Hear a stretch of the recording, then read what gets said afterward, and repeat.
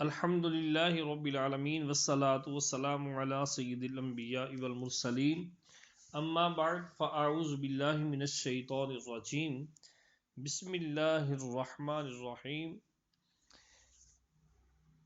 صاحب بہار شریعت حضرت علامہ مولانا مفتی محمد امجد علی اعظمی رحمۃ اللہ تعالی علیہ بہار شریعت کے حصہ چھٹا اور صفحہ نمبر 1117 پر مینا کی طرف روانگی اور عرفہ میں وقوف کے بارے میں احادیث کا ذکر فرماتے ہیں۔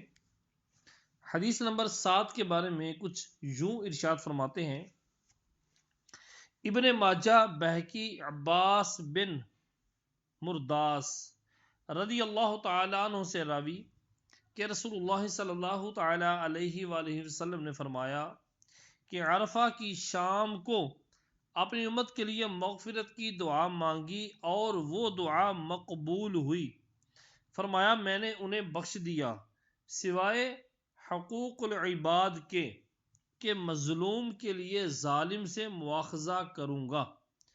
حضور صلی اللہ علیہ وآلہ وسلم نے عرض کی: اے رب، اگر تو چاہے تو مظلوم کو جنت عطا کر دے اور ظالم کی مغفرت فرما دے۔ اس دن یہ دعا مقبول نہ ہوئی۔ پھر مزدلفہ میں صبح کے وقت حضور صلی اللہ علیہ وآلہ وسلم نے اسی دعا کا اعادہ کیا، یعنی وہی دعا دوبارہ کی۔ اس وقت یہ دعا مقبول ہوئی۔ اس پر رسول اللہ صلی اللہ تعالی علیہ وآلہ وسلم نے تبسم فرمایا، یعنی مسکرائے۔ صدیق و فاروق رضی اللہ تعالی عنہما نے عرض کی: ہمارے ماں باپ حضور صلی اللہ علیہ وآلہ وسلم پر قربان، اس وقت تبسم فرمانے کا کیا سبب ہے؟ ارشاد فرمایا کہ دشمن خدا ابلیس کو جب یہ معلوم ہوا کہ اللہ عز و جل نے میری دعا قبول کی اور میری امت کی بخشش فرمائی تو اپنے سر پر خاک اڑانے لگا اور واویلا کرنے لگا۔ اس کی یہ گھبراہٹ دیکھ کر مجھے ہنسی آئی۔ حدیث نمبر 8 ابو یعلا و بزار و ابن خزیمہ و ابن حبان جابر رضی اللہ تعالی عنہ سے راوی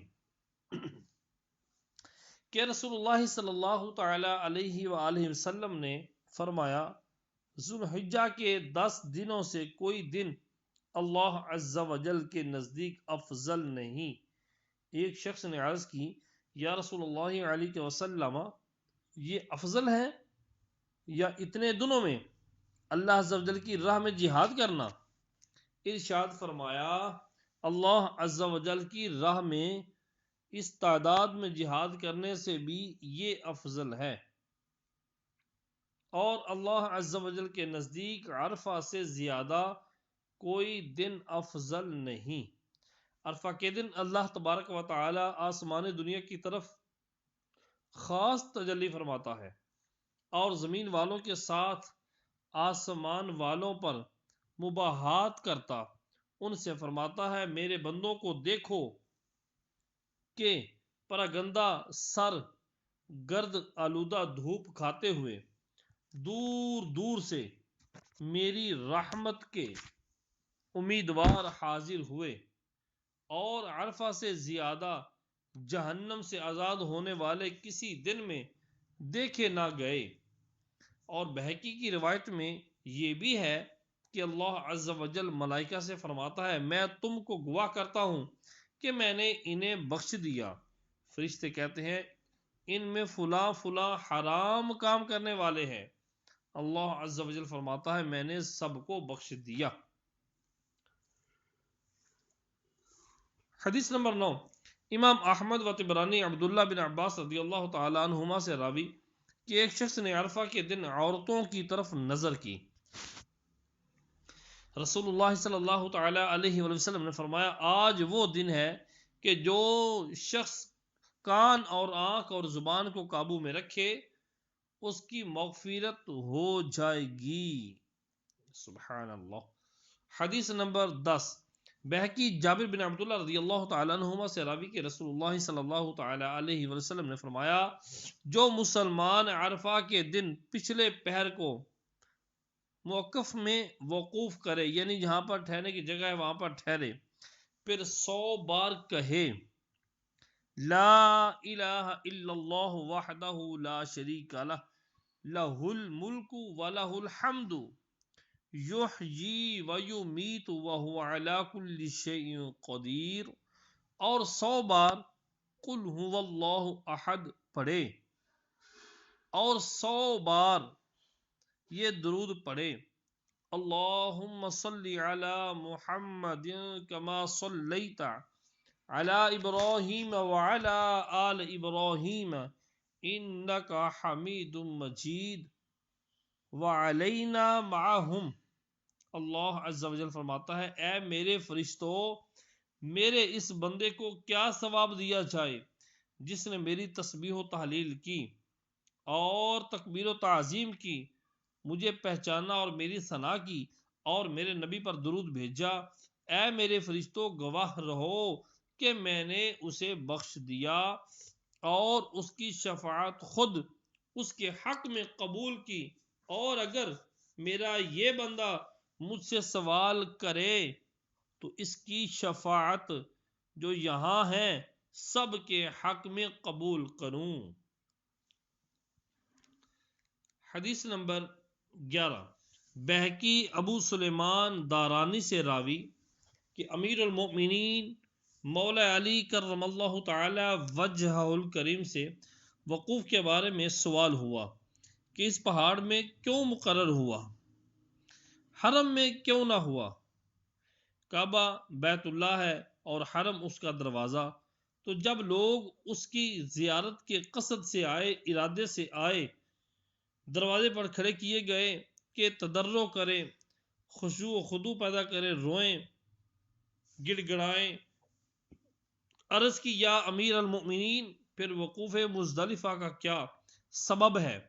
فرمایا کہ جب انہیں آنے کی اجازت ملی تو اب اس دوسری ڈیوٹی پر روکے گئے۔ پھر جب تضرع زیادہ ہوا، زیادہ رب کی بارگاہ میں روئے، تو حکم ہوا کہ مینا میں قربانی کریں۔ پھر جب اپنے میل کچیل اتار چکے اور قربانیاں کر چکے اور گناہوں سے پاک ہو چکے تو اب با طہارت زیارت کی انہیں اجازت ملی۔ عرض کی گئی یا امیر المؤمنین، ایام تشریق میں روزے کیوں حرام ہیں؟ فرمایا کہ وہ لوگ اللہ عز و جل کے زوار و مہمان ہیں، یعنی اللہ تبارک و تعالیٰ کی زیارت کرنے والے ہیں، گھر کی زیارت کرنے والے ہیں اور اس کے مہمان ہیں، اور مہمان کو بغیر اجازت مہربان، بغیر اجازت میزبان روزہ رکھنا جائز نہیں۔ عرض کی گئی یا امیر المؤمنین، غلاف کعبہ سے لپٹنا کس کے لیے ہے؟ فرمایا اس کی مثال یہ ہے کہ کسی نے دوسرے کا گناہ کیا ہے، وہ اس کے کپڑے سے لپٹتا اور عاجزی کرتا ہے، اس کے کپڑوں سے لپٹتا اور عاجزی کرتا ہے کہ یہ اسے بخش دے۔ جب وقوف کے ثواب سے آگاہ ہوئے تو اب گناہوں سے پاک صاف ہونے کا وقت قریب آیا، تو اس کے لیے تیار ہو جاؤ اور جو آپ کو ہدایات کی ہیں ان پر عمل کرو۔ جی نمبر 1، 7ویں تاریخ، مسجد حرام میں بعد ظہر امام خطبہ پڑھے گا، اسے سنو۔ اس خطبہ میں مینا جانے اور عرفات میں نماز اور وقوف اور وہاں سے واپسی ہونے کے مسائل بیان کیے جائیں گے۔ نمبر 2، یوم الترویہ میں کہ 8ویں تاریخ کا نام ہے یوم الترویہ۔ یوم ترویہ کہتے ہیں 8ویں تاریخ، 8ویں ذی الحجہ۔ جس نے احرام نہ باندھا ہو باندھ لے اور ایک نفل طواف میں رمل و سعی کر لے۔ ایک جو نفلی طواف ہے اس میں رمل و سعی کر لے، جیسا کہ آپ کے سامنے پیچھے عرض کیا۔ اور احرام کے متعلق جو آداب آپ کو پیشتر بیان کیے گئے ہیں مثلا غسل کرنا، خوشبو لگانا، وہ یہاں بھی آپ ملحوظ خاطر رکھیں گے۔ اور نہا دھو کر مسجد الحرام شریف میں آئے اور طواف کرے، اس کے بعد طواف کی نماز بدستور ادا کرے، پھر 2 رکعت سنت احرام کی نیت سے پڑھے، 2 رکعت پڑھے سنت احرام کی نیت سے، اس کے بعد حج کی نیت کرے اور لبیک کہے۔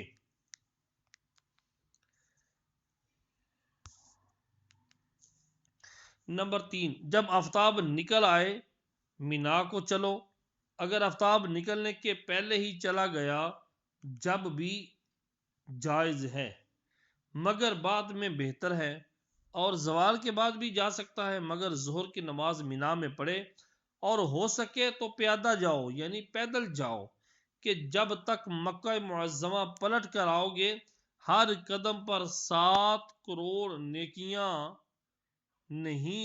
نیکیاں لکھی جائیں گی۔ یہ نیکیاں تخمیناً 78 خرب 40 ارب آتی ہیں، اور اللہ کا فضل اس نبی کے صدقے میں اس امت پر بے شمار ہے کہ جل وعلا صلی اللہ تعالی علیہ وآلہ وسلم، والحمد للہ رب العالمین۔ نمبر 4، رستے بھر لبیک و دعا درود و ثنا کی کثرت کرو۔ نمبر 5، جب مینا نظر آئے یہ دعا پڑھو،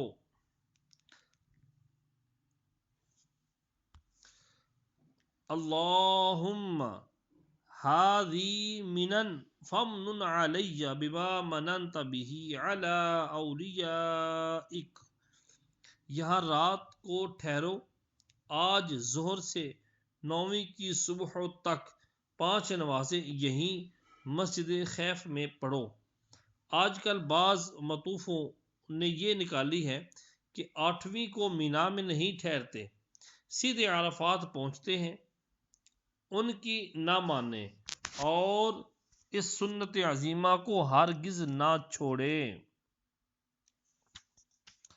قافلے کے اصرار سے ان کو بھی مجبور ہونا پڑے گا، جب قافلے والے سارے اصرار کریں گے تو مطوف لوگ ان کو بھی ماننا پڑے گا، اصرار کریں گے تو ان کو مجبور ہونا پڑے گا۔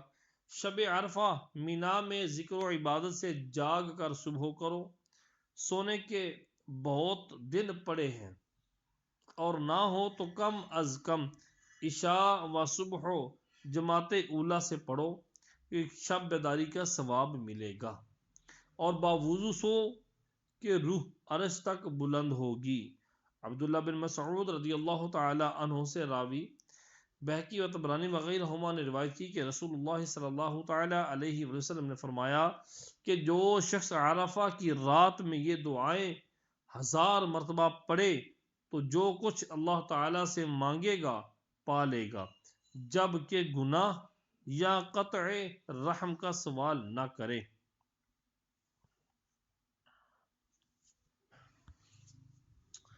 سبحان الذی فی السماء عرشہ، سبحان الذی فی الارض موطنہ، سبحان الذی فی البحر سبیلہ، سبحان الذی فی النار، سبحان الذی فی النار سلطانہ، سبحان الذی فی الجنۃ رحمتہ، سبحان الذی فی القبر قضاؤہ، سبحان الذی فی الہواء روحہ، سبحان الذی رفع السماء، سبحان الذی وضع الارض، سبحان الذی لا ملجأ ولا منجأ منہ الا الیہ۔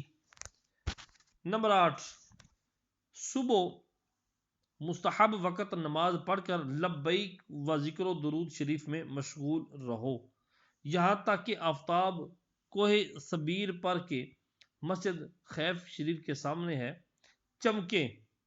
اب عرفات کو چلو، دل کو خیال غیر سے پاک کرنے میں کوشش کرو کہ آج وہ دن ہے کہ کچھ کا حج قبول کریں گے اور کچھ کو ان کے صدقے میں بخش دیں گے۔ محروم وہ جو آج محروم رہا، وسوسے آئیں تو ان سے لڑائی نہ باندھو کہ یوں بھی دشمن کا مطلب حاصل ہے، وہ تو یہی چاہتا ہے کہ تم اور خیال میں لگ جاؤ، لڑائی بندی جب بھی تو اور خیال میں پڑے، بلکہ وسوسوں کی طرف دھیان ہی نہ کرو، یہ سمجھ لو کہ کوئی اور وجود ہے جو ایسے خیالات لا رہا ہے، مجھے اپنے رب سے کام ہے، یوں انشاء اللہ تعالی وہ مردود ناکام واپس جائے گا۔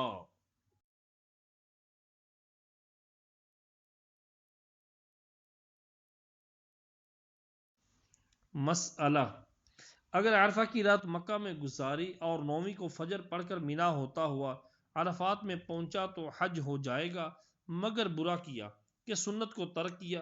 یوں ہی اگر رات کو مینا میں رہا مگر صبح صادق ہونے سے پہلے یا نماز فجر سے پہلے یا آفتاب نکلنے سے پہلے عرفات کو چلا گیا تو برا کیا۔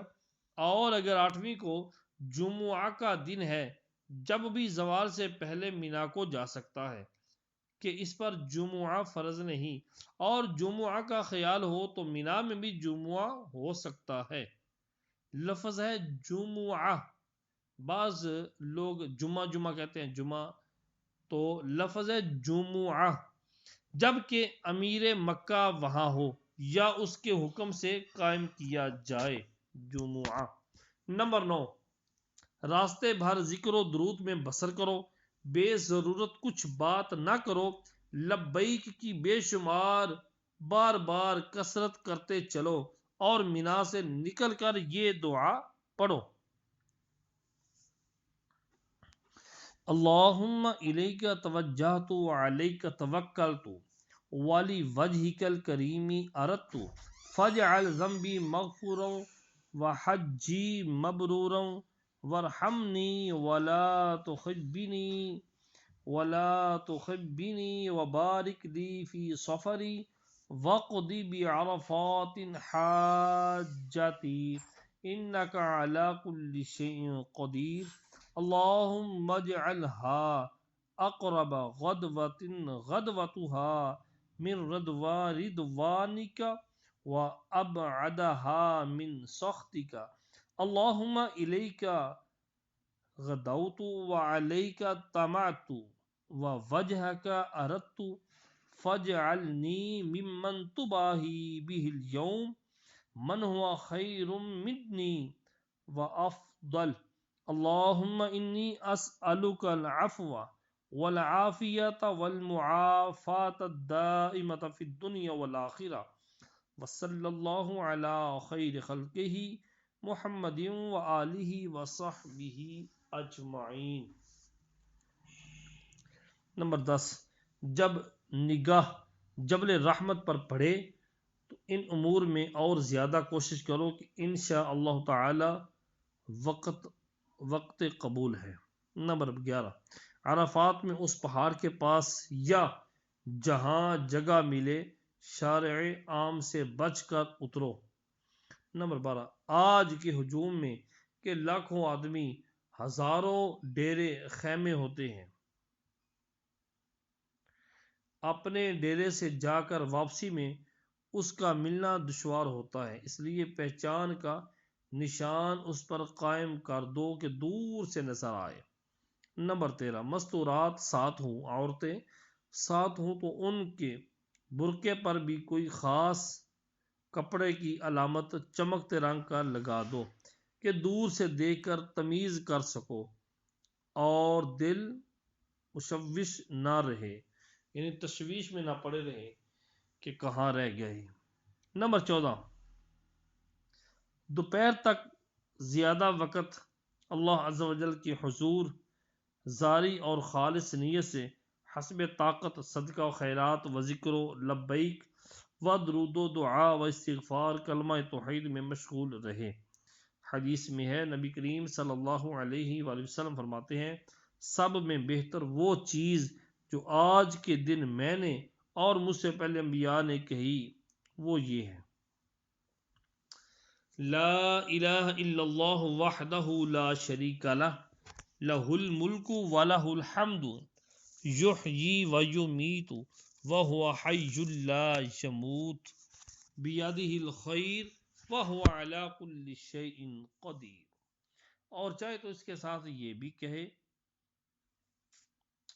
لا نعبد الا اياه ولا نعرف ربا سواه اللهم اجعل في قلبي نورا وفي سمعي نورا وفي بصري نور اللهم اشرح لي صدري ويسر لي امري واعوذ بك من وساوس صدري من وساوس صدري وتشتيت الامر وعذاب القبر اللهم إني أعوذ بك من شر ما يلج في الليل وشر ما يلج في النهار وشر ما تهاب به الريح وشر بوائق الدهر اللهم هذا مقام المستجير العائز من النار أجرني من النار بعفوك وأدخلني الجنة برحمتك يا أرحم الراحمين اللهم إذ هديتني الإسلام فلا تنزعه عني حتى تقبضني وأنا عليه. نمبر 15 دوپہر سے پہلے کھانے پینے وغیرہ ضروریات سے فارغ ہو لے کہ دل کسی طرف نہ لگا رہے. آج کے دن جیسے حاجی کو روزہ مناسب نہیں کہ دعا میں ضعف ہوگا، یوں ہی پیٹ بھر کھانا سخت زہر اور غفلت و کسل کا باعث ہے، سستی کا باعث ہے. 3 روٹی کی بھوک والا ایک ہی کھائے. نبی کریم صلی اللہ علیہ وسلم نے تو ہمیشہ کے لیے یہی حکم فرمایا اور خود دنیا سے تشریف لے گئے.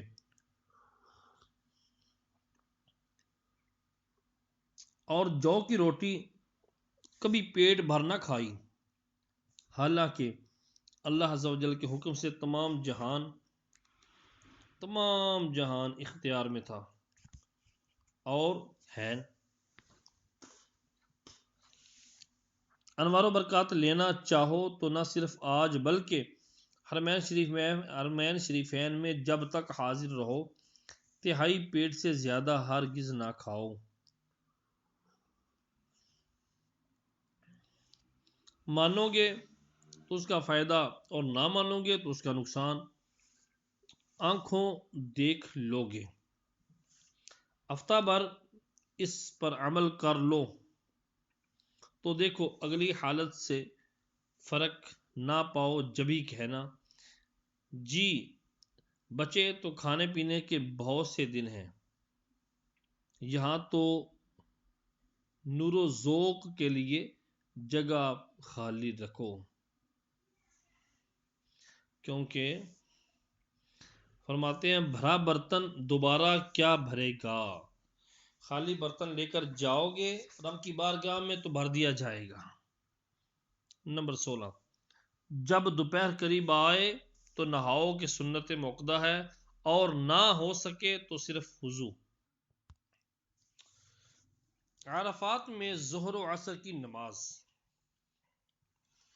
دوپہر ڈھلتے ہی بلکہ اس سے پہلے کہ امام کے قریب جگہ ملے مسجد نمرہ جاؤ، سنتیں پڑھ کر خطبہ سن کر امام کے ساتھ ظہر پڑھو. اس کے بعد بے توقف عصر کی تکبیر ہوگی، بغیر رکے عصر کی تکبیر ہوگی، معاً یعنی ساتھ ہی جماعت سے عصر پڑھو. بیچ میں سلام و کلام تو کیا معنی رکھتے ہیں، سنتیں بھی نہ پڑھو اور بعد عصر بھی نفل نہیں. یہ ظہر و عصر ملا کر پڑھنا جبھی جائز ہے کہ نماز یا تو سلطان پڑھائے یا وہ جو حج میں اس کا نائب ہو کر آتا ہے.